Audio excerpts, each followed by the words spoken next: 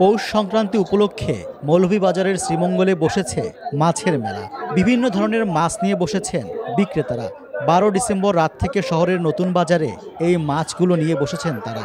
পৌষ সংক্রান্তি উপলক্ষে বিভিন্ন জায়গা থেকে বড় বড় মাছ নিয়ে বাজারে এসেছেন বিক্রেতারা। অনেক জায়গা থেকে দেশের বিভিন্ন প্রান্ত থেকে মাছ আছে। ভৈরব থেকে আসে, কিশোরগঞ্জ থেকে আসে, শেরপুর থেকে আসে এবং বিভিন্ন প্রান্ত থেকে মাছ আসে এবং প্রচুর মাছ পাওয়া যায় এবং মাছের কেনাবেচা বলা হয়। এই শ্রীমঙ্গলের বাজারে প্রায় কয়েক কোটি টাকার মাছ বেচাকেনা। এসব বড় বড় মাছ দেখতে বাজারে ঘুরে বেড়াচ্ছেন শ্রীমঙ্গলের স্থানীয় বাসিন্দারা। কেউ মাছ কিনে নিয়ে যাচ্ছেন, কেউ কেউ আবার বড় মাছ দেখে চলে যাচ্ছেন। কিছু মানুষ আছে যারা আজ দেখে তারা রাত্রে কিনবো, আর কিছু কাস্টমার আছে এখন মনে করো যারা চয়েস লাগে এরা কিনে নিয়ে যাবে।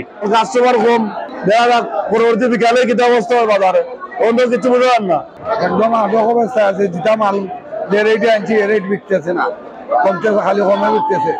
মাছ মেলায় বিভিন্ন ধরনের সাজিয়ে রাখা মাছের মধ্যে ছিল বড় আকারের রুই, চিতল, কাতল, মৃগেল, কালবাউস, বাউস, গ্রাস কার্প, বোয়াল সহ নানা জাতের মাছ।